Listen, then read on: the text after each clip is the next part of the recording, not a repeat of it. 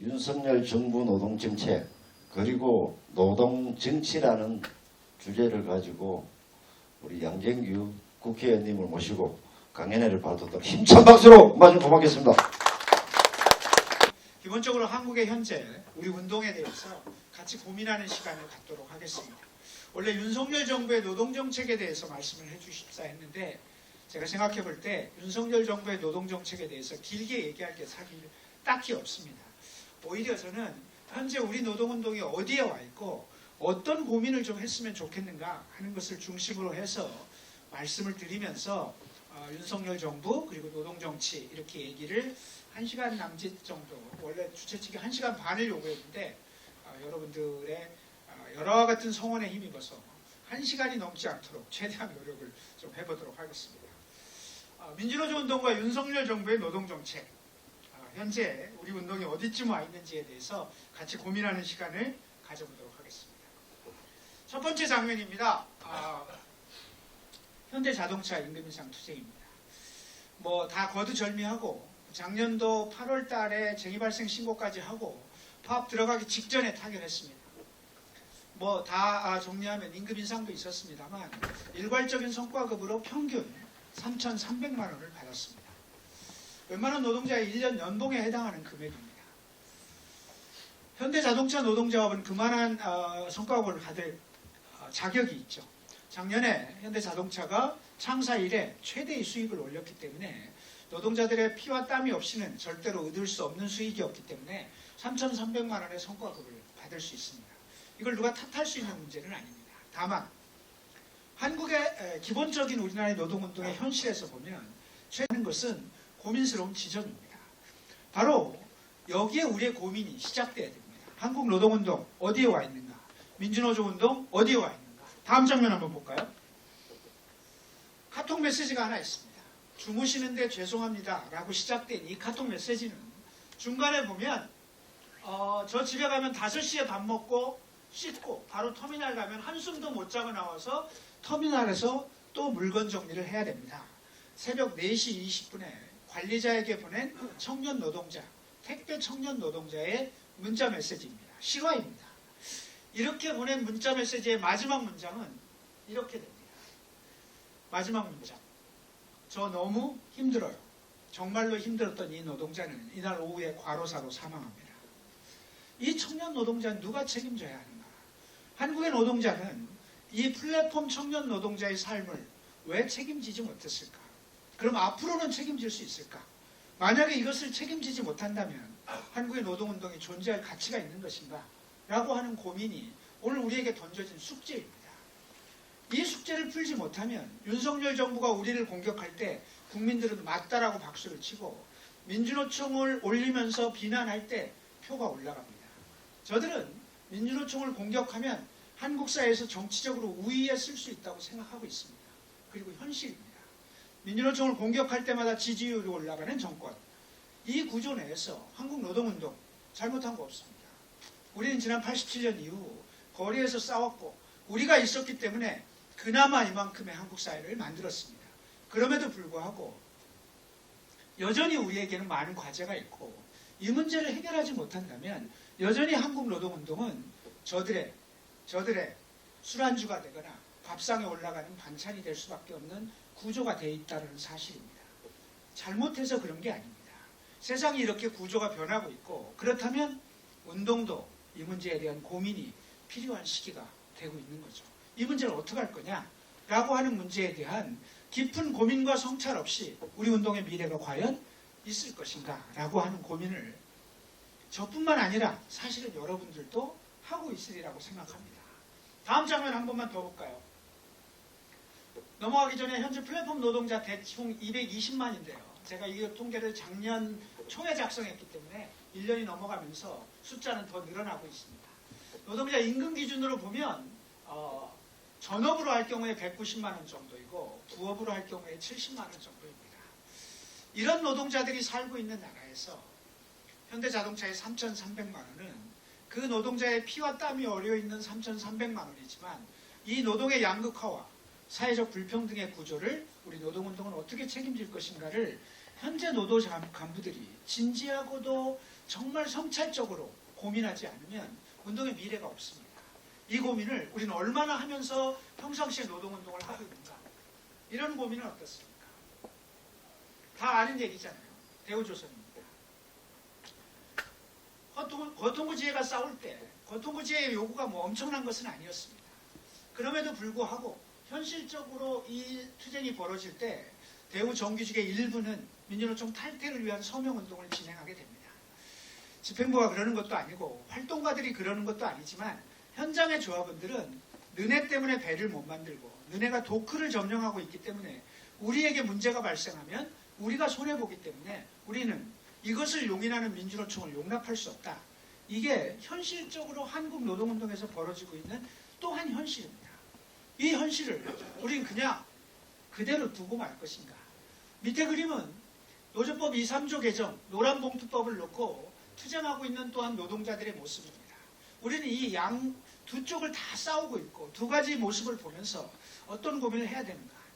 노란봉투법이라고 하는 것은 실제로 한국 사회의 양극화와 불평등을 해소하기 위해서 하청 노동자들이 교섭권을 갖게 만드는 중요한, 물론 손배 문제도 있습니다만 핵심적으로는 노동의 양극화를 벗어날 수 있는 중요한 기반이 되는 법안입니다만 통과가 간신히 됐습니다만 결과적으로 이 법안은 거부되면서 노란봉투법이 거부됐습니다. 한쪽에서는 하청 노동자들의 투쟁이 있고 또 한쪽의 노동자들은 민주노총 탈퇴 서명운동을 하는 우리 조건, 그것이 민주노총 조합원이라고 하는 현재의 조건 속에서 민주노조 운동은 굉장히 어려운 지경에 있는 것은 사실입니다. 이 고민을 어떻게 할 거냐, 계속 방치할 거냐. 이게 방치되면 우리는 어떤 것도 해결할 수가 없습니다.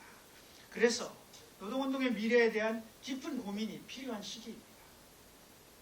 산재사망 말할 것도 없죠. 주 5일 기준으로 매일 8명이 죽고 1년에 2,000명이 죽는 나라입니다. 1년에 2,000명이 죽는 나라. 영국보다 사망 만인율이 20배가 되는 나라입니다. 2001년에 미국이 아프가니스탄을 침공했습니다. 그들이 철수한 게 2021년, 딱 20년간 아프가니스탄에서 전쟁을 치르는데요. 20년 동안 죽은 미군이 2,000명입니다. 1년에 우리 산업 현장에서 죽는 노동자가 2,000명입니다. 전쟁을 치르고 있습니다. 산업 현장에서. 산업 현장에서 전쟁을 치르고 있는 이 전쟁, 어떻게 끝을 내야 할 것인가. 더군다나 수많은 노동자들 중에서 유독 많이 죽는 노동자는 하청 노동자, 중소영세사업장 노동자들입니다.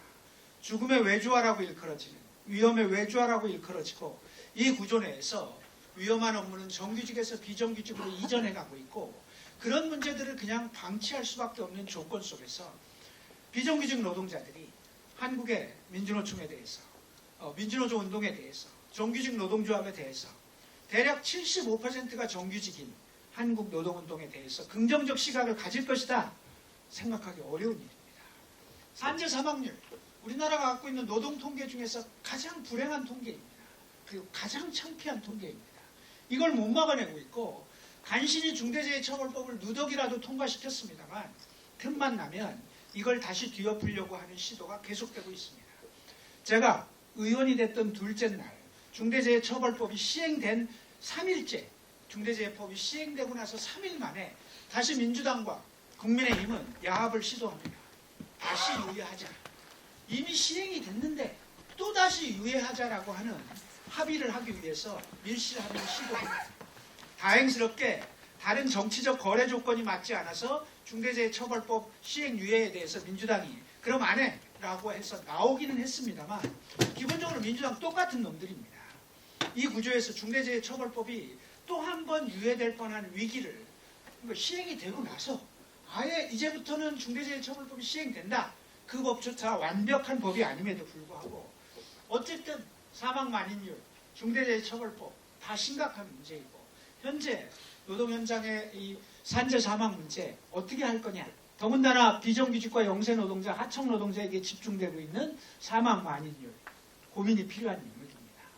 청년 문제 한번 볼까요? 청년 실업이 심각합니다. 사실 일자리가 없죠. 그래서 여러 가지로 어렵고 그런 노동자들이 뭐 제가 예를 들면 학교를 졸업하고 취업할 때 무슨 공사, 무슨 공사 이런 데 들어가는 거 정말 쉬웠습니다. 근데 지금 서울에 있는 서울교통공사, 대학을 졸업하고 서울교통공사 취업하려면 250대 1을 뚫어야 됩니다. 이렇게 뚫어야 되는 취업난에 허덕이는 노동자들은, 그리고 그 청년들은 우선 나부터 살겠다라고 하는 인식을 강력하게 가질 수밖에 없고 경쟁과 효율 속에서 성장해 오고 있습니다. 이 노동자들에게 연대를 얘기하고 같이 무엇을 해보자라고 하는 것이 정말 쉽지 않은 시대가 되었습니다. 이 청년들은 급기야 이런 데모를 하죠. 좋은 일자리 독점하지 말아주세요. 형님들, 삼촌들 좋은 일자리 독점 말고 조금만 나눠주세요. 형님과 삼촌들 때문에 자기 일자리가 없다고 생각합니다. 한국 사회에 계급 문제를 세대 문제로 치환시키고 있습니다. 누가? 이 정권들이. 그게 민주당이든 국민의힘이든 이 정권이 청년의 일자리 문제를 세대 문제로, 이건 당연히 계급 문제고 노동 문제인데 세대 문제로 치환시키고 있습니다. 저들이 데모하는 장소, 일자리 나눠달라고 데모하는 장소, 여긴 창원이기 때문에 익숙하지 않을 수 있겠습니다만 저 장소 어딘지 아십니까? 청년들이 와서 일자리 내놓으라고 하는 데모하는 장소, 민주노총 앞입니다. 민주노총 앞에 와서 너네들 때문에 우리 일자리가 없다라고 청년들이 데모하는 나라가 되어 있습니다. 청년들이 민주노총에 대해서 갖고 있는 인식이 어떨까요? 어차피 청년들은 한국 사회 노동운동을 책임지고 이끌어 나가야 될 미래의 노동자입니다. 그들이 민주노총에 대해서 갖고 있는 인식은 너네끼리 잘 먹고 잘 살려고 우리 일자리를 뺏는 놈들이라고 생각하고 있습니다. 이것 또한 극복하지 않는 한 노동운동의 미래가 있다고 생각하십니까? 과연 지속 가능한 운동을 우리는 생각할 수 있습니까? 여러분 현장의 청년 노동자들 어떻습니까? 새로 입사하는 신입 청년들 어떻습니까? 그들이 정말로 함께하는 노동, 한국 사회 노동자 전체를 생각하는 연대 이런 것들에 익숙합니까? 익숙하지 않다고 방치할 겁니까? 어차피 우리 운동은 그들 손에 달려있는 거고, 그러나 현실은 이렇습니다. 이 문제에 대한 대책은 우리에게 과연 있는 것인가? 라고 생각해보면 노동운동의 미래에 대한 고민이 깊어질 수밖에 없는 것이 현재 오늘 우리의 현실입니다. 그래서 현재 우리나라의 노조 조직률과 규모별 고용 형태별 임금 수준을 볼 수 있습니다. 현재 보면 조직률이 꽤 올라갔습니다. 그래서 한때 14%다 이렇게 얘기했는데요. 올해 나온 통계를 보면 노동조합 조직률이 줄었습니다. 13.1%로 줄면서 대체적으로 1% 이상이 줄었습니다. 한 번도 줄은 적이 없습니다. 노조 조직률이 올라갔다가 떨어지고 나서 그 다음부터는 쭉 조금씩 올라오다가 떨어졌습니다. 윤석열 정권의 탄압 문제도 있겠습니다만 전체적으로 노동운동의 활력을 잃어가고 있는 거죠. 조직률이 떨어졌다는 것은 충격적인 소식입니다. 조직률이 떨어지고 1.1%나 떨어졌습니다. 더 놀라운 것은 30인 미만 사업장의 조합원 수는 3분의 1로 줄었습니다. 결국 우리 운동이라고 하는 것이 정말 대공장과 그나마 뻔듯한 정규직 노조가 이끌어가고 있지만 현실적으로 더 노조가 필요한 노동자들에게 있어서 노동조합은 어쩌면 점점 더 멀어지고 있는 것인지도 모릅니다. 고용 형태별 임금 수준, 부문 규모별 노조 조직률 참고하시기 바랍니다. 여기 보시면 300인 이상 시간당 임금, 30인 미만 시간당 임금의 비교 효과가 나오고 규모별로 300인 이상의 조직률과 30인 미만의 조직률을 보면 한국 노동운동이 이렇게 이끌어져가는 구조에서는 정말로 양극화와 불평등의 문제, 그리고 민주노총은 너네들만의 리그 아니냐라고 하는 손가락질을 벗어날 길이 없습니다. 대책을 세워야 됩니다. 이 대책 세우지 않고 어떻게 운동의 미래가 있겠습니까? 저는 오늘 국회의원 양경규로 쓴 게 아니라 40년 노동운동을 하고 한때 공공운수노조위원장을 하고 민주노총 부위원장을 하고 나름대로 40년 동안 거리에서 함께 투쟁했다고 생각해보지만 정말로 부끄럽습니다. 그 책임은 사실 운동한다고 견장 찼던 저희들한테 큰 책임이 있는데 지금 견장 차고 있는 현장 간부들, 이제 저는 정말 잘못을 많이 한 사람이지만 여러분들이 이 고민을 안고 가셔야 됩니다. 이 고민을 안고 출발하지 않으시면 운동의 미래가 없습니다. 이런 구조에 대한 여러분들의 깊은 고민이 있으셨으면 좋겠다라고 생각합니다. 그래서 오늘 진짜 노동조합이라고 하는 것이 무엇인가라고 하는 것에 대해서 먼저 한번 고민해 봤으면 좋겠습니다. 노동조합 할수록 어렵던데요. 저 한 장의 사진, 제가 87년부터 노동운동을 했는데요. 노동조합을 처음 시작할 때 뭐 제 이력을 얘기해서 좀 그렇습니다만 제가 대한상공회소라고 하는데 입사를 했습니다. 그리고 87년에 노조를 만들 때 아무 생각이 없었어요. 그냥 왜 만들었겠어요?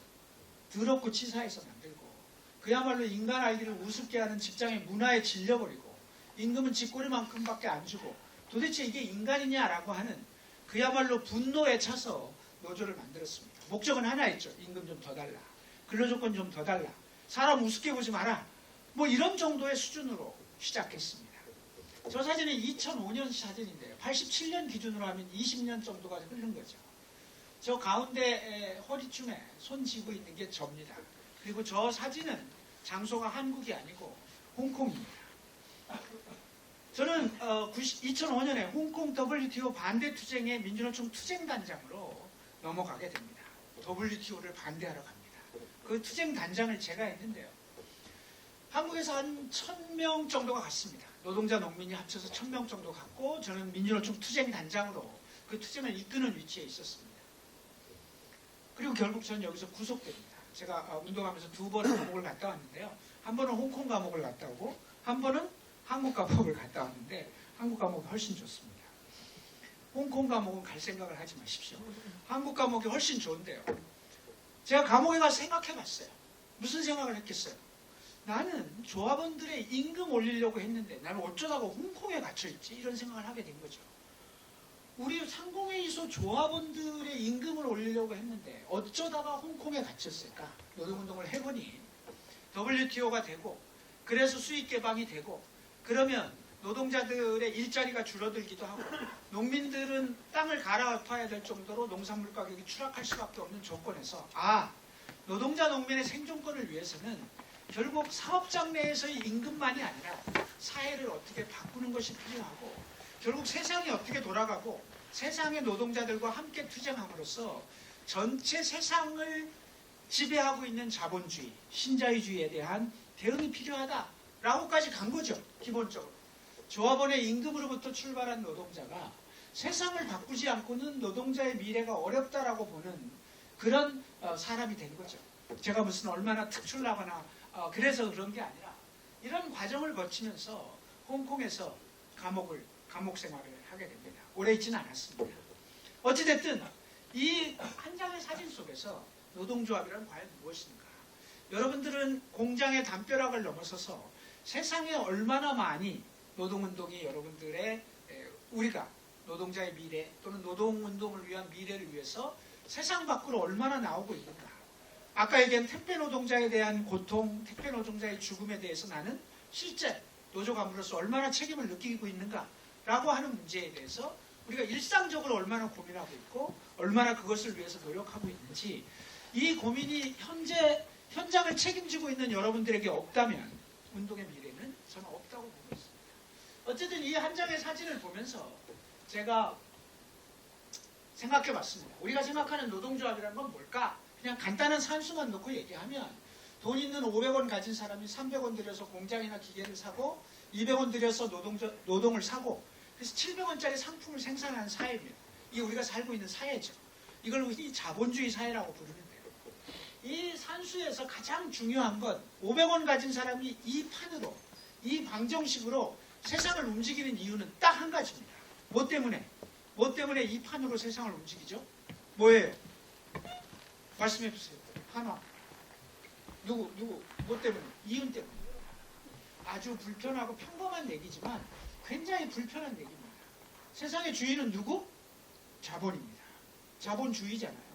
자본이 주인인 세상, 자본이 세상을 쥐락펴락 마음대로 할 수 있는 이 세상에서 이 세상을 만들고 운영하는 자본이라는 사람들의 유일한 관심은 이윤에만 있습니다.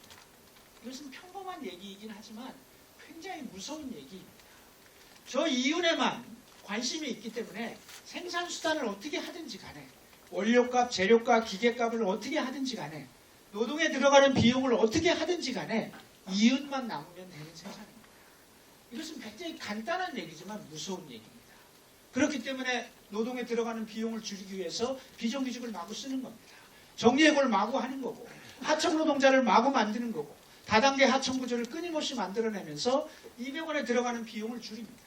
300원에 들어가는 비용도 줄일 수 있으면 줄입니다. 심지어는 300원에 들어가는 값싼 원료를 수입하기 위해서 다른 나라를 침략하기도 합니다. 전쟁, 이윤 이런 것들이 우리가 살고 있는 구조입니다. 사실 막을 길이 별로 없습니다. 왜? 세상의 주인은 자본이기 때문에. 자본이 지 마음대로 하기 때문에. 다만 우리가 갖고 있는 유일한 무기가 하나 있다면 이런 거죠. 노동이 통째로 없어지면 상품도 없고 상품이 없으면 이윤도 없습니다. 이 노동조합의 핵심입니다.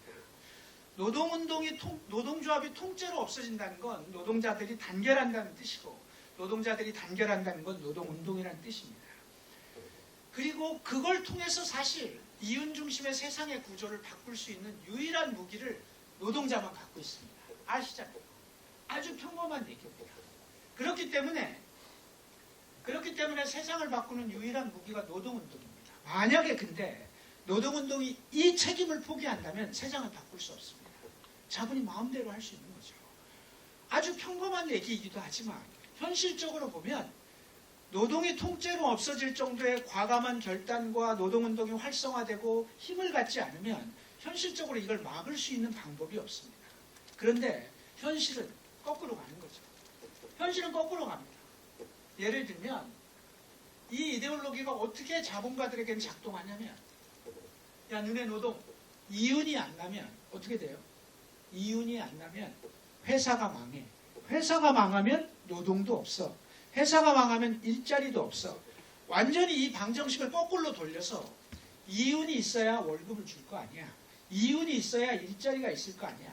그러니까 회사가 이윤을 낼 수 있도록 복무해. 노력해. 그렇지 않으면 너네 일자리가 없어. 이 이데올로기 또한 강력한 이데올로기입니다. 여러분 임금교섭 할 때마다 흔히 듣는 얘기죠. 회사가 있어야 노동자가 있고 회사가 있어야 노동조합도 있는 거야. 그러니까 상생하자라고 얘기하죠. 굉장히 교묘한 이데올로기지만 이 이데올로기는 현실적으로 세상 밖으로 나가려고 하는 노동운동을 붙잡아 줍니다. 그리고 회사가 잘 되기 위해서 다른 데 한눈 팔지 말고 요 안에서 잘 먹고 잘 살자라고 하는 논리를 끊임없이 갖고 들어옵니다. 이걸 그대로 방치하면 조합원들은 조합주의, 이기주의, 경제적 조합주의에 빠질 수밖에 없는 구조가 한국 노동운동의 현실입니다. 더 나쁜 건 뭡니까? 기업별 노조입니다. 금속이 산별 노조 체제를 갖고 있다고 하지만 냉정하게 유럽식 산별 노조 체제도 아니고 일정하게 산별 중앙의 교섭에 따라서 단위 노조의 임금이 결정되는 구조도 아니고 여전히 우리는 기업별 단위의 특성과 기업별 단위의 교섭 형태를 버리지 못하고 있는 게 오늘 현실입니다. 노조를 기업별로 묶어놓고 그 안에서 이 이데올로기를 강제할 때 조합원들이 얼마나 세상에 대해서 관심을 갖겠습니까? 한국 노동운동이 갖고 있는 구조적인 문제입니다. 굉장히 어려운 문제죠. 근데 이것을 지금 우리가 30년째 하고 있습니다. 87년 기준으로 하면 37년째 하고 있습니다. 이 구조를 깨지 않고 운동의 미래가 어디 있겠습니까? 그래서 한편으로 보면 세상을 바꾸는 유일한 무기이기도 하지만 한편으로 보면 자본주의 체제의 도구가 되기도 합니다. 우리는 과연 이 자본주의 체제의 도구가 될 것인지 세상을 바꾸는 유일한 무기로서 노동운동을 할 것인지에 대해서 고민이 필요한 시기가 되었다고 봅니다. 이 고민은 전에부터 했어야 되고 과거부터 했어야 되고 우리 운동이 초기에는 이런 문제들에 대해서 나름대로 자주, 민주, 연대라고 하는 틀 속에서 계급적 기반에 의해서 투쟁하기도 했습니다. 그것은 한국 사회 조건 때문에 그랬어요. A라는 공장이 승리하면 B라는 공장이 덩달아서 승리하는 그런 나라가 됐지만 지금은 현대자동차가 노동조합이 임금을 올렸다고 해서 하청 노동자들의 임금이 같이 따라 올라가는 시대가 아닙니다. 현실적으로 그렇습니다. 정규직 노동자들의 임금이 올라간다고 해서 하청 노동자들의 임금이 올라가거나 비정규직의 노동자들이 올라가지 않습니다. 아주 더 심한 경우에는 대공장의 노동조합의 임금을 어쩔 수 없이 올려주고 심한 경우에는 하청 노동자들에게, 하청 업체에게 임금에 따른 비용을 전가하기도 합니다. 양극화가 필연적으로 발생할 수밖에 없는 구조가 된 거죠. 옛날에는 안 그랬어요. 현대자동차가 투쟁에서 승리하면 전국의 노동자들의 임금이 올라가던 시대가 있었습니다. 지하철 노조가 승리하면 공공부문에 적용되는 모든 제도와 룰이 같이 바뀌던 시대가 있었어요. 그래서 그 시기에는 이 투쟁이 나의 투쟁이기도 했던 시절이 있었던 거죠. 지금은 이 구조가 그렇지 않은 구조가 돼버리고 말았습니다. 그러면서 우리 운동은 후퇴의 후퇴를 거듭해 왔는데요. 이 상황 속에서 우리는 또 다른 과제들에게 직면하게 됩니다. 요거 잠깐 보고 갈게요. 노동운동에 대해서 레닌이라는 사람입니다. 무시무시한 사람이라고 혹시 여러분 생각하실지 모르겠는데 이런 얘기를 해요. 노동운동이 자생적으로 발전하면 그것은 자본가들의 이데올로기에 대한 종속으로 이어진다. 왜냐하면 그냥 자생적인 노동조합 운동은 조합주의에 빠질 수밖에 없기 때문이다. 그리고 노동조합주의는 자본가들에 의한 노동조합의 이데올로기적인 예속화로 떨어질 수밖에 없다. 제가 앞에 설명드린 거예요.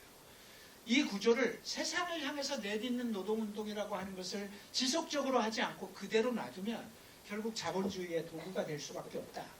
레닌이라는 사람은 노동운동에 대해서 높이 평가하고 노동자 투쟁을 높이 평가했을 것 같지만 반면에 노동운동에 대해서 매우 비판적으로 평가합니다. 그래서 노동운동이 필요 없다는 뜻이 아니라 레닌이 하고 싶었던 말은 그러니까 노동조합 똑바로 해야 된다.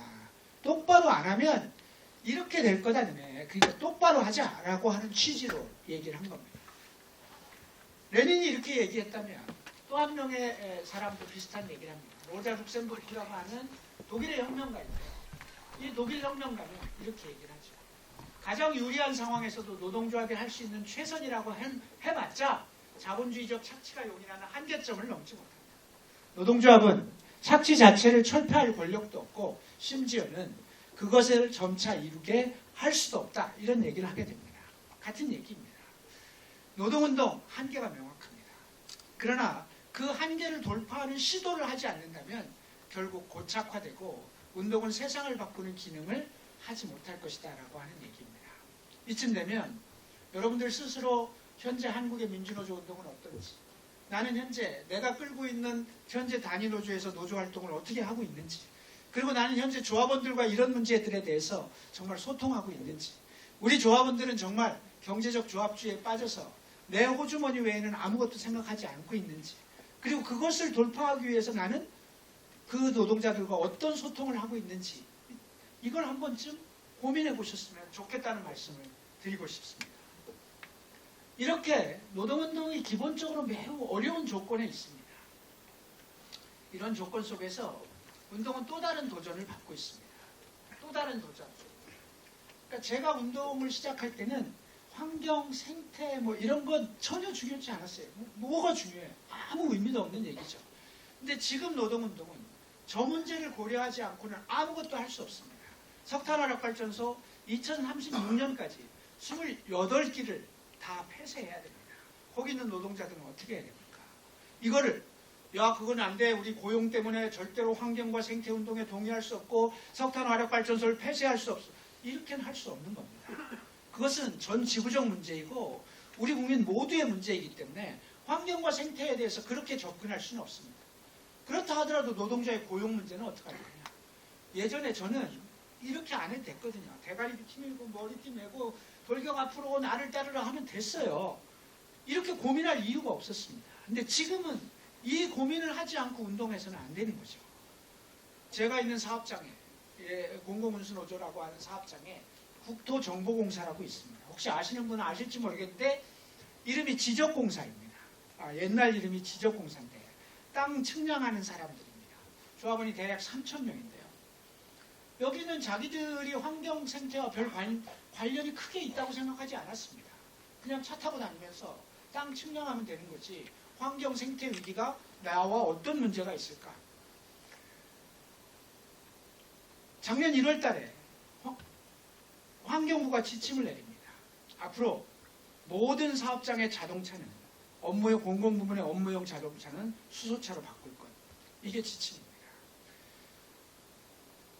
국토정보공사는 하는 일이 뭐냐면 출근하면 3명이 한조가 돼서 1,000대의 자동차를 타고 3,000명이 전국 곳곳으로 나가서 하루 왼종일 땅을 측량하고 돌아오는 것, 이게 직업입니다. 이게 임무이기 때문에 그 사업장은 업무용 차량이 1000대가 필요합니다. 이 1000대를 수소차로 바꿔야 됩니다. 기관이 망할 판입니다. 현실적으로 그렇다고 정부가 그 예산을 주는 것도 아닙니다. 알아서 이미 준 예산 중에 환경 생태 가지고 계속 이 문제가 되니 차를 바꿔라. 결국 간부회의를 열어서 그들이 주고받은 대화는 하나밖에 없습니다. 이것은 도저히 비용이 감당이 안 되니 일부를 감당하더라도 일부는 어떻게? 구조조정하자. 아웃소싱하자. 비정규직을 쓸 수밖에 없다. 그래서 정규직들을 아웃소싱하자. 이렇게 대책이 나가는 거죠. 국토정보공사의 조합원들은 환경 생태가 자기의 일자리를 위협할 것이라고 석탄에는 그렇다 치더라도 우리까지 영향을 받을 거라고 생각하지 않았죠. 그러나 이것은 전 노동자에게 어떤 형태로든지 영향을 미치게 들어오게 돼 있습니다. 환경 생태와 관련된 즉 기후 위기와 관련해서 여러 가지 통계가 있는데 여기서는 생략하겠습니다.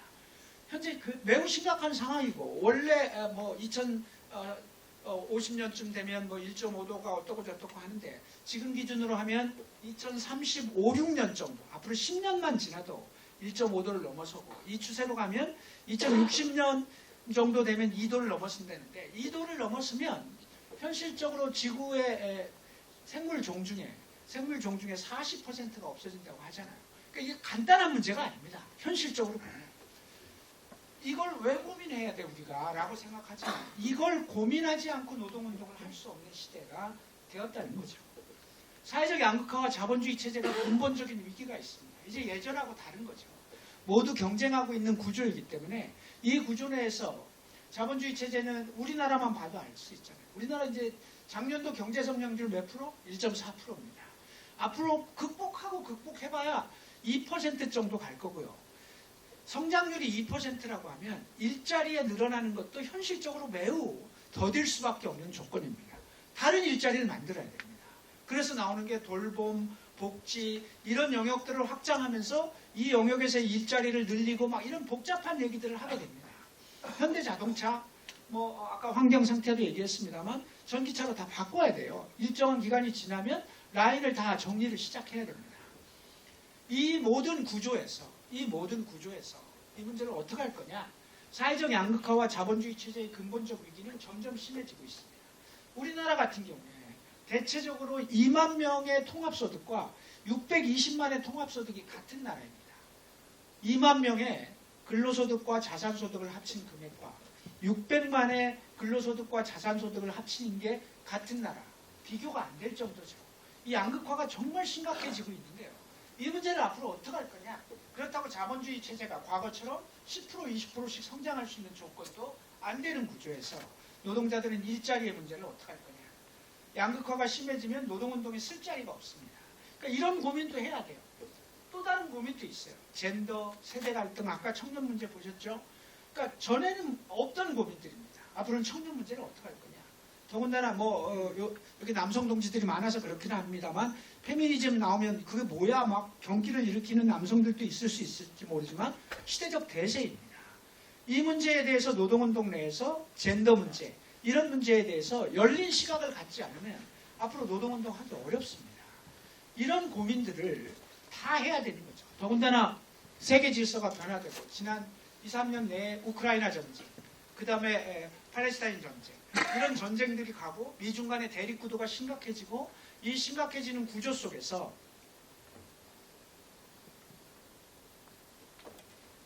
유가가 올라가고 에너지 가격이 올라가고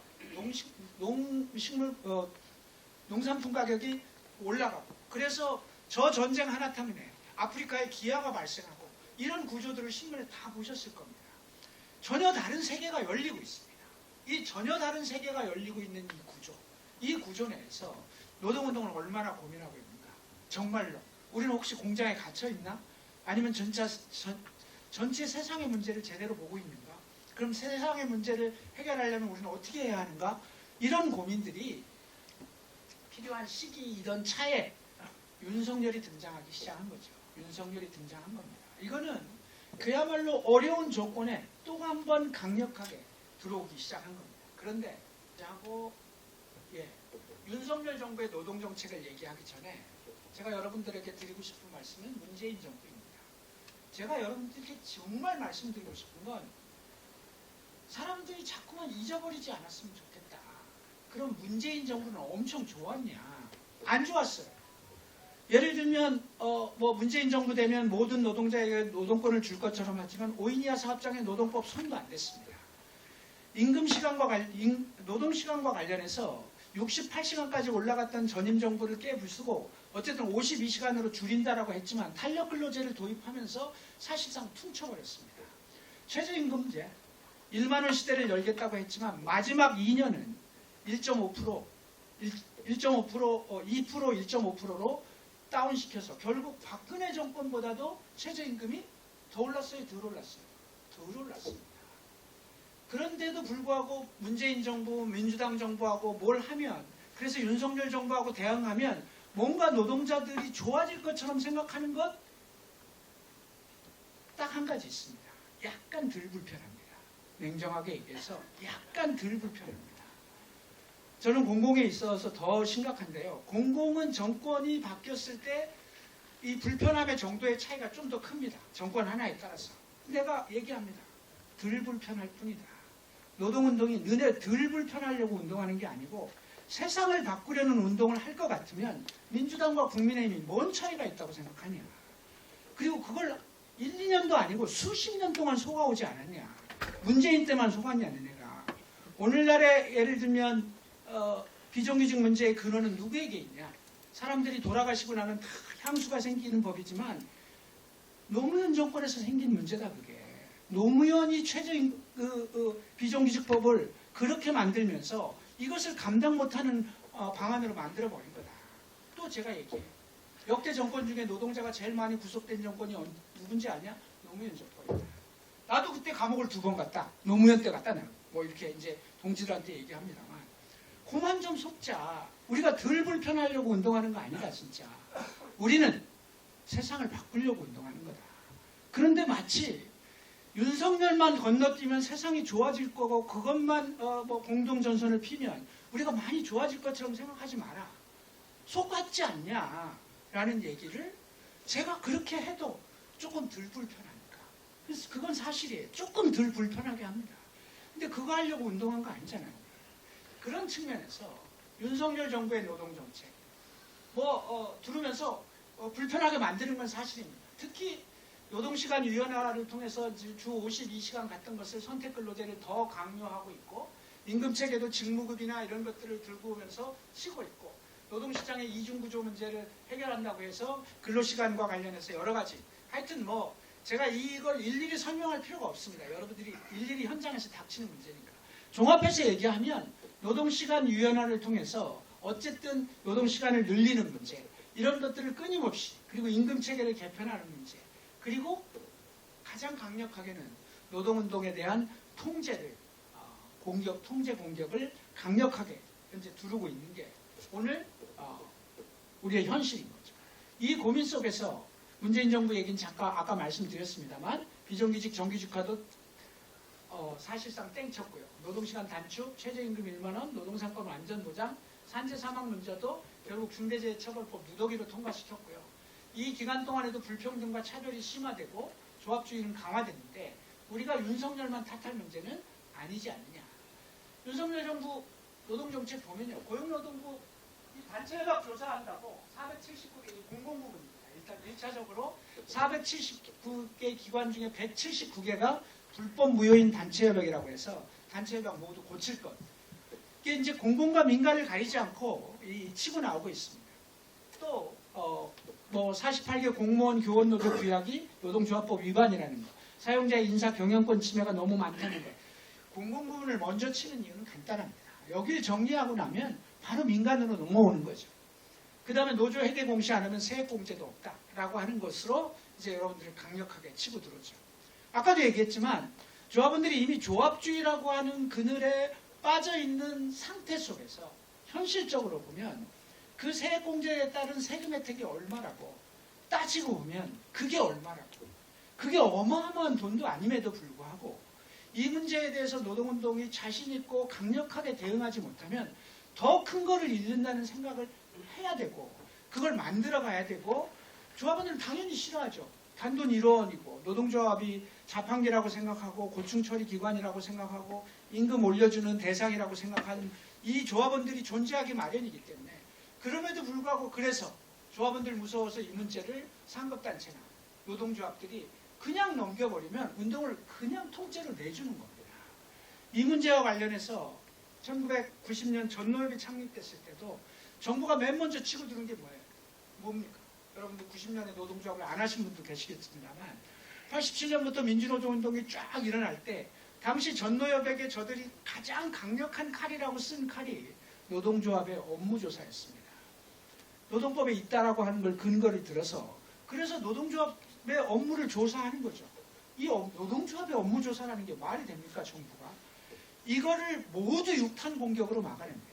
정부가 그걸 조사하겠다고 조사관이 파견되어 오면 문 앞에서부터 막고 멱살잡이하고 쌈박질을 하고 그리고 전국에 있는 노동자들이 다 파업에 들어가면서 노동조합의 업무조사, 소위 그 시절에 노태우 정권이죠. 노태우 정권의 업무조사를 무력화시킵니다. 시대가 바뀌지 않았냐라고 얘기할지 모르지만 이것은 회계공시의 문제는 정말로 이 세액공제라고 하는 어마어마한 금액도 아닙니다. 이것 때문에 노동조합을 통째로 바치면 그 다음에는 진짜 어마어마한 금액을 내줘야 됩니다. 이런 고민들을 우리가 현장과 소통해야 되고 평상시에 이런 고민들을 같이 했으면 좋겠다. 노조 전임자 문제 요즘 심각합니다. 사실 타임오프 문제인데요. 여러분 사업장 어떤지 모르겠는데 아마 여러분 사업장에도 그런 일이 닥치고 있을 텐데요. 공공부문은 1차적으로 또 타겟이 되니까 그냥 하나의 예를 들면 서울교통공사 현재 한 70명 정도가 징계위원회에 올라 있습니다. 요인은 뭡니까? 타임오프입니다. 타임오프로 징계위에 올라 있습니다. 그리고 예상하기로는 50명 정도가 파면 예정으로 되어 있습니다. 중징계 대상자가 50명이에요. 이유는 간단합니다. 타임오프를 누가 시간 들고 다니면서 재는 사람이 없잖아요. 그걸 그래서 1분 1초 재가지고 사실은 총 2,500시간인데 2,501시간이니 많이 이거 논쟁하는 사람 없습니다. 공공부문이 지금 그렇게 하고 있습니다. 시간을 따지는 거죠. 그래서 옛날처럼 전임자, 비전임자가 아니라 노동법에 의하면 전임자라는 개념이 없어요. 그냥 타임오프로 돼 있는 겁니다.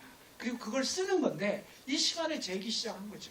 그래서 그럼에도 불구하고 노사가 그동안 좀 여유 있게 유연하게 이렇게 서로 했는데 이걸 시간을 재기 시작하니까 다 위반인 거예요. 한 조합원에게 물어요. 여기 노조 노안부장이 그날 그 시간에 자리에 있었습니까? 없었습니까? 몇 시부터 몇 시까지 있었습니까? 없었습니까?를 그 옆에 있는 조합원에게 물어봐요. 그럼 그 조합원이 뭐라고 답변해요? 좋게 답변하죠. 사실 있었습니다. 일했어요 그날. 이렇게 답변을 하는데 그걸 교차로 막 확인하니까 안 하는 것이 확인된 거죠. 그럼 어떻게 돼요? 있었다고 증언한 사람이 정직을 맡습니다. 현장이 어떻게 될 것 같아요? 얼어붙기 시작합니다. 그래서 쫙 얼어붙은 데다가 요즘 젊은 조합원이 워낙 많아서 여러분 잘 모르시고 제조업도 비슷하겠습니다만 공공 쪽은 2015년 이후에 입사한 사람들이 이 IMF 때문에 공공기관에서 사람들을 거의 안 뽑았거든요. 2013년, 14년 요 이후로 뽑은 사람들이 모두 50%를 넘었어요. 다시 말하면 청년 조합원 비율이 거의 50%를 넘는 거예요. 이 조합원들은 타임오프 위반했으니까 잘 못했네. 규칙을 지켜야지. 노조가 잘못했구만. 이렇게 나오는 거죠. 그러니까 50명이 파면돼도 싸울 수가 없어요. 50명이 파면돼도 노조가 잘못했네. 이렇게 얘기하는 조합원이 더 많은 구조에서 이게 50명이 해고되는 게 보통 싸움이냐고요. 전 조합이 다 달라붙어서 싸워야 될 의제에 대해서 조합원들이 잘못했네 이러고 있으니까 집행부는 진짜 힘든 거죠. 그러니까 이런 상황, 타임오프. 이 문제가 현재 또 윤석열 정부가 노동운동을 통제하기 위해서 강력하게 두르고 있는 구조입니다. 이처럼 앞에 얘기한 한국노동운동이 갖고 있는 기본적인 곤란함과 한계, 거기에다가 새로 우리에게 닥쳐오는 이 도전적인 과제들, 이 속에서 한국노동운동은 어떤 고민과 대안을 가져야 할 건가. 제가 이런 얘기를 하면 위원장님 말씀은 맞는 것 같은데 들으면 깝깝해요 진짜. 그래서 어쩌자고요 이렇게 얘기하는 사람들이 있어요. 근데 깝깝해도 들어야 되는 얘기고요. 깝깝해도 이것에 대한 대안들을 제출하고 고민해야 되는 그런 시기가 됐습니다. 그래서 여러분들에게 이제 결론 삼아서 그러면 우리는 어떤 고민을 해야 할까라고 하는 얘기를 좀 해보도록 하겠습니다. 이들의 약점이고 치부이고 한계이기 때문에 듣기 불편해요. 뭐 냉정하게 얘기하면 사실 듣기 불편하지만 불편해도 이것을 뭐 극복하지 않으면 어떻게 하겠어요? 노동운동의 현재 고민인데. 그래서 결론적으로 그런 구조 속에서 한국의 노동자들은 지금 어디에 와 있느냐? 세계 경제 규모는 10위권이고 1인당 국민소득이 작년에 34,000불, 이제 뭐 34,000불 넘어서서 35,000불이 다 있고 10대 기업의 상해 유보금이 970조, 약 1,000조를 넘어서고 있어요. 근데 현실적으로 한국 노동자의 현실은 저렇고 청년 실업은 25%에 육박하고 있고 노동의 양극화, 비정규직 1,000만 넘어섰고 세계 최장의 노동시간, 여성 노동자들은 평균 임금 기준으로 64%밖에 안 되고 사회복지 지출도 우리나라는 14%고 OECD가 지금 21%, 뭐 최저임금 노동자, 뭐 산재율 이런 것들을 보면 저 가계부채도 우리가 지금 1,500조가 아니고 가계부채가 2,000조를 넘어서고 있습니다. 그러니까 이만큼 현재 한국 가계부채 1위국입니다. 가계부채 1위국인데요. 통계를 고쳐야 되겠죠. 어쨌든 이런 나라에 살고 있습니다. 노동운동이 정규직 노동자들의 임금이 일정한 정도 확장되고 우리 조합원들이 포괄하고 있는 대략적으로 100만 노동자들, 그 중에서도 정규직이 되는 대략 70만 노동자들 빼놓고 그 구조 내에서 전체 한국 사회 노동자의 구조를 보면 이렇습니다. 이런 상황 속에서 민주노총이 무슨 파업 투쟁을 하거나 뭘 한다고 할 때 그래 내가 잘한다 이렇게 얘기하는 국민들이 많을 거라고 생각하면 이건 오판입니다. 저는 예를 들면 87년 노동운동을 시작할 때 그때 투쟁은 어땠습니까? 그때 투쟁은 자꾸 라떼는 이랬는데요. 라떼라고 생각하지 마시고 과거 역사라고 생각해 주시면 좋겠고, 그때는 거리에서 화염병을 던지던 시대입니다. 화염병을 던지고 지금보다 훨씬 더 혼란스러운 사회를 거쳐왔지만 국민들의 평가는 어땠는데요? 노동조합이 있어서 우리가 산다라고 생각했습니다. 민주노총이 아무리 과격해도 신뢰하는 집단 5위 안에 민주노총은 꼭 들었던 시대입니다. 아무리 과격해도. 지금 하나도 안 과격해도 민주노총은 한국사회 신뢰 파워 1 기준으로 해서 100대를 꼽을 때 95등쯤 하고 있습니다. 이거를 우린 진짜 아무 잘못한 것도 없는데 우리한테 왜 그래? 맞아요. 우리는 아무 잘못한 게 없어요. 그렇지만 현실이 그렇게 돼 있는 구조라면 우리도 우리 스스로에 대한 고민과 성찰이 필요하긴 하다라고 하는 지점에서 고민해 봤으면 좋겠습니다. 정작 노동자들의 상태는 이런데 노동운동의 상태는 어떤가? 정규직 중심의 노동운동, 무늬만 3절요조, 노동운동의 이념이 부재하고 조직률은 낮습니다. 아까 얘기했죠. 조직률이 오히려 떨어지고 있는 상황이고 사회연대를 위한 운동은 얼만큼 하고 있는가? 또 사회에서 불어닥치는 지역운동, 페미니즘, 환경생태운동에 우리는 얼마나 적극적으로 노동운동이 결합하고 있는가? 옛날에는요. 민주노총이 운동을 같이 해주지 않으면 어떤 사회운동도 할 수가 없었어요. 야 그거 민주노총이 같이 한대? 이런 거였죠. 지금은 다 따로 놀고 민주노총 너네는 뭐 원래 우리한테 관심 없잖아. 약간 이런 분위기입니다. 사회운동 자체가. 과거에는 민주노총이 동을 떠야 사회운동이 활성화되는 시대가 있었던 거죠. 그날의 향수를 그리워하는 게 아니라 그건 좀 이상한 시대였고 민주노총 운동이 담당해야 될 수밖에 없었던 시대였다 하더라도 우리가 사회적 연대운동에 대해서 너무 등한시하고 있는 것은 아닌지, 사회가 어떻게 돌아가든지 간에 그냥 우린 공장 안에서 임금만 생각하고 있는 것은 아닌지 이 고민을 해봐야 됩니다. 지속 가능한 청년운동 문제도 있습니다. 청년운동 아까 얘기했잖아요. 어쨌든 시대를 이어가야 될 이 청년들의 문제는 뭐 얘기해요. 청년들과의 관계를 어떻게 합니까? 제가 청년들하고 진짜 잘 지내려고 노력합니다. 그래서 술도 자주 먹고 막 얘기해요. 그렇게 얘기하고 그래서 술도 자주 그래서 술 먹어서 어떻게 됐는데 술 먹다 싸웠어요. 이렇게 얘기하세요. 그러니까 이 술을 자주 먹는다고 해결될 문제가 아니라니까요. 이 문제를 어떻게 근본적으로 청년들과의 관계, 청년운동을 해볼까? 옛날에는 저 친구가 싹수가 있다 싶으면 어디를 데리고 가요? 집회 가. 집회 가가지고 같이 막 으쌰으쌰 하고 미물연행지고 같이 부르고 오면 은혜 받고 와. 그래서 은혜 받고 와가지고 그래가지고 투사가 돼요. 그렇게 성장했어요. 과거에는 사실 따지고 보면. 근데 지금 그렇게 성장하지 않아요. 집회 갔다 오면 젊은 조합원들 뭐라 그래요? 안 가려고 그래요. 재미없다. 뭐 하냐고. 이런 분위기라는 거죠. 그러니까 이런 구조에서 청년운동에 대한 가능성을 어떻게 할 거냐. 제가 현대자동차 가서 교육할 때 한번 이런 얘기를 한 적이 있어요. 조합비 얼마냐? 혹시 너네 조합비 중에 1억이라는 돈이 크냐 작냐? 작죠. 뭐 현대자동차 조합은 4만 5천. 그냥 툭 쳐서 5만 명이라고 해도 5만 원짜리 창립기념품만 줘도 25억이에요. 5, 25. 창립기념품 하나 선물을 준다 하더라도 창립기념 선물. 그럼 25억 중에 1억만 뽑아서 1억 가지고 예를 들면 청년유니온, 알바유니온 무슨 뭐 이런 데하고 같이 공동사업을 해서 대한민국 청년사업을 한번 공동으로 좀 해봐라. 현대자동차 노조가 이제 앞으로 우리가 청년 노동자들과 함께하는 사업을 하겠다. 그리고 그 안에 있는 청년 노동자들을 밖에 있는 청년 노동자들과 연결시키는 네트워크 사업을 해봐라. 돈을 주라는 게 아니다. 청년 유니온이나 알바 유니온한테 1억을 주라는 게 아니라 그 자금을 가지고 안에 있는 청년들이 같이 사업하고 그러면서 청년들이 정규직 청년들이 이 동네의 알바 청년들과 교류하면서 자기 스스로 바꿔가는 과정을 만들어주는 그런 틀, 공간, 운동 이런 것들을 만들어줘야 된다. 청년들하고 자주 얘기한다고 해서 되는 일이 아니다. 여기 과거에 건보조합원 한 분 와 계시는데요. 건강보험 고객센터, 건강보험노조, 옛날에 사회보험노조라고 불렸던 사무직에서는 남한 최대의 전투조직이라고 불렸던 노조입니다. 사회보험 없이 대한민국의 노조운동이 어려웠다 싶을 정도로 그렇게 열심히 싸웠던 노조인데요. 여기가 청년 문제로 몸살을 앓는 거죠. 소위 공공부문의 정규직화 문제 때문에. 그래서 집행부가 청년 문제에 대해서 깊은 고민을 하면서 청년들의 문화에 일치시켜야 돼요.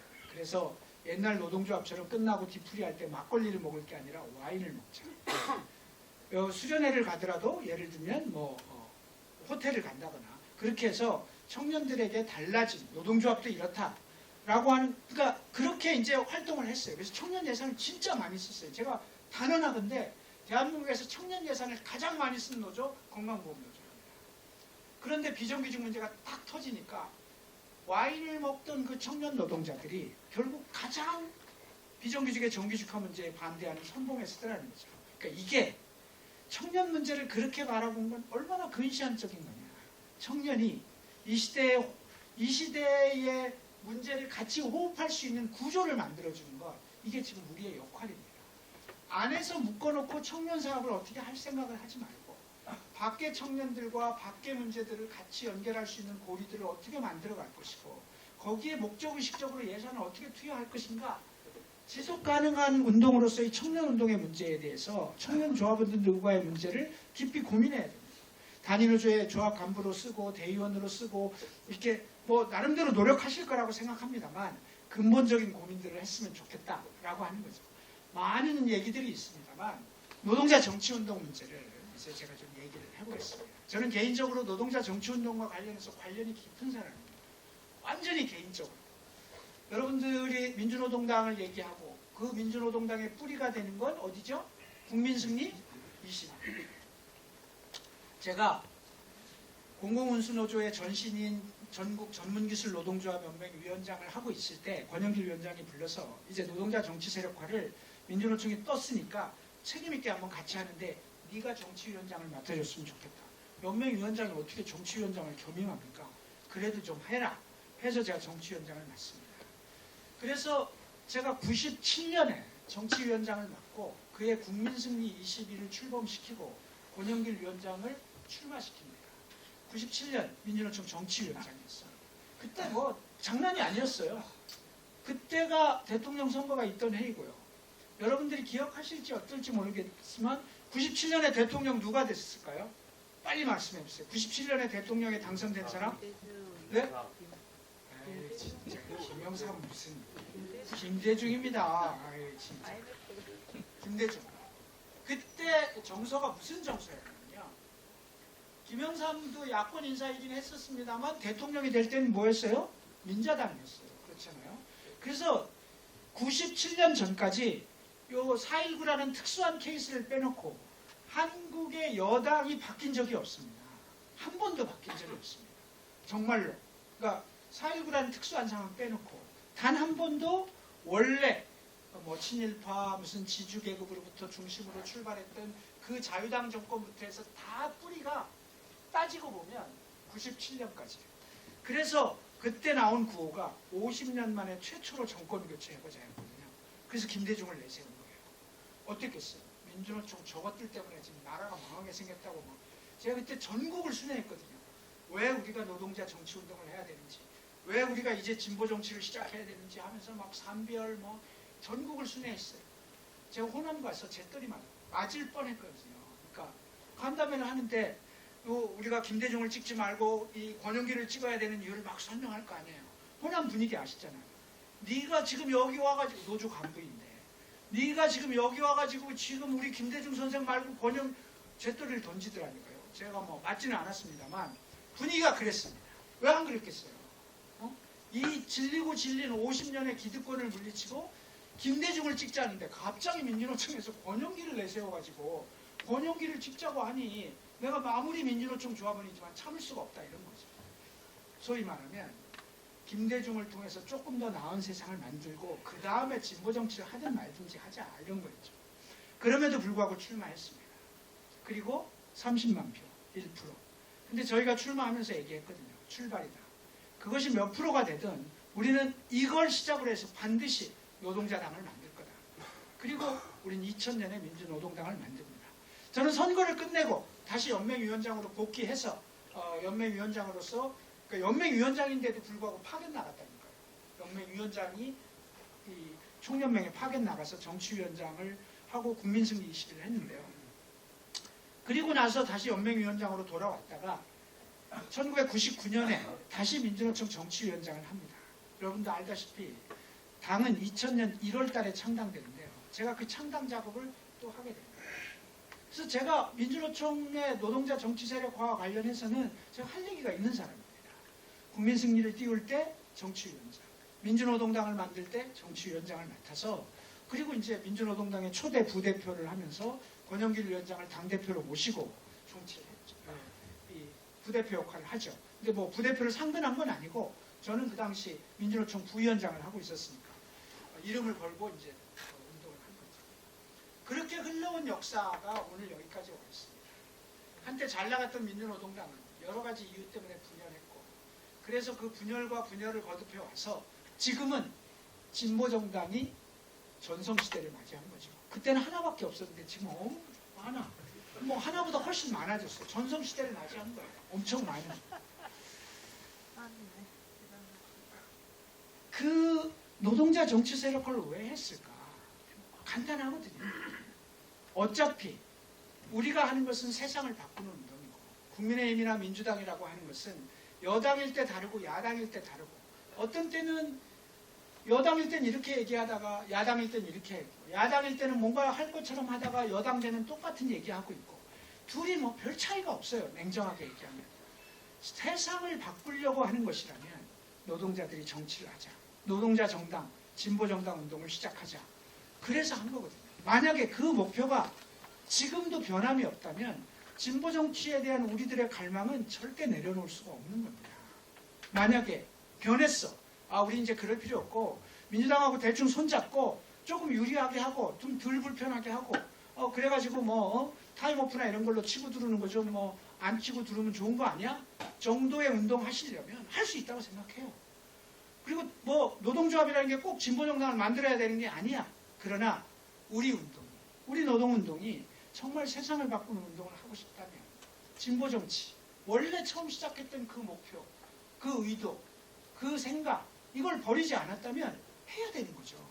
그걸 버리지 않았다면 해야 되는 겁니다. 그러면 지금도 해야 됩니다. 그때 우리 심정이 뭐였어요? 딱 한 가지였거든요. 지금 패배하더라도 장기적으로 한국 사회 진보 정치의 뿌리를 내려야 됩니다. 내가 지금 나가서 1%가 되더라도 이것은 우리 운동, 세상을 바꾸는 출발이다. 그렇기 때문에 당선되면 좋지만 당선이 안 되더라도 우리는 진보 정치의 꿈을 포기할 수 없다. 우리는 세상을 바꾸는 문제를 민주당과 국민의힘에게 의탁할 수가 없다. 이게 우리 생각이었어요. 이 생각을 바꿔야 됩니까? 여러분 거꾸로 이 생각을 바꿔야 된다고 하면 무슨 뭐 여영국을 찍을 필요도 없고 녹색정의당을 찍을 필요도 없고 노동당을 찍을 필요도 없습니다. 근데 만약에 이 생각이 그래 네 생각이 맞긴 맞아 라고 한다면 그렇다면 여러분들이 노동정치, 진보정치에 대해서 정말로 다시 한번 깊은 열정과 고민을 가지고 생각해 줘야 되는 거죠. 여러분들 알다시피 이 지역은 어찌됐든 뭐 여러분들이 그렇게 만들었건 아니면 원했건 원하지 않았건 진보정치 1번지입니다. 노동정치 1번지고요. 이 진보정치 1번지, 권영길로부터 상징적으로 내려온 이 진보정치의 1번지인 성산, 그리고 넓게 보면 창원, 이 지역에서 노동정치에 대한 여러분들의 꿈을 접지 않기를 저는 진심으로 바라는 겁니다. 여기 정치적 색깔과 당적이 달라서 고민스러운 지점들도 있을 수 있습니다만 저는 녹색정의당입니다. 저는 녹색정의당 의원이기 때문에 또 할 수도 있는 얘기입니다. 녹색정의당은 그것이 무엇이든지 간에 국민의힘과 민주당과 관련해서 민주당이 알아서 혹은 지풀에 우리는 이게 아니고 무슨 연대와 이런 걸 통해서 뭘 거기에 의탁해서 우리 정치를 할 수 없다라고 하는 것에 대해서 녹색정의당은 분명합니다.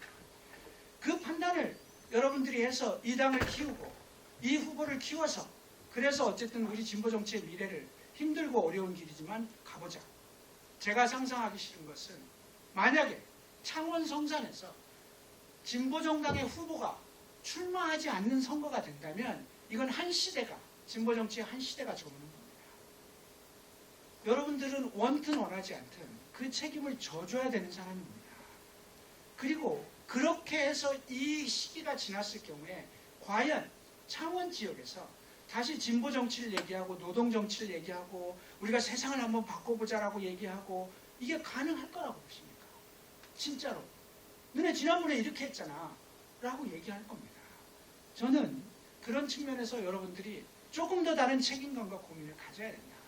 그리고 여기를 기반으로 하고 있는 진보 정치인들은 노동자들과 함께 무엇을 같이 고민할 것인가를 훨씬 더 절절히 고민해야 된다라고 하는 생각을 합니다. 자신이 없을 수도 있고 힘이 들 수도 있지만 그런 의지와 열정을 놓치지 않는 이 금속노조의 조합원들 되시기를 정말로 바라고요. 그런 열정을 놓치지 않는 창원의 노동자들이 되시기를 좀 진심으로 바랍니다. 제 임기 많지 않습니다. 저는 임기가 되면서 내게 주어진 이 4개월은 도대체 어떤 의미일까? 여러분들이 보시기에 제가 나이가 좀 많습니다. 제가 58년생이니까 얼마나 나이가 많아요. 제가 스스로 깜짝깜짝 놀라니까 58년생이라고 윤석열이 나이를 안 깎아줬으면 67이네 이런 생각이 드는 거죠. 그 정도로 나이가 많은데요. 이 늙음하게 4개월의 임기를 나한테 준 이유가 뭘까? 노동자들 곁에 마지막 복무, 그것이 무엇이든지 간에 최선을 다해서 진보정치의 깃발이 꺾이지 않도록 하고 그리고 힘들어하는 노동자들 곁에 언제나 있는 의원이 되는 모습을 꼭 좀 보여줘라. 그리고 거기에 녹색정의당이라고 하는 당도 꼭 같이 있다는 것을 이 4개월 동안 정확하게 보여줬으면 좋겠다. 라는 명령으로 저는 생각하고 있습니다.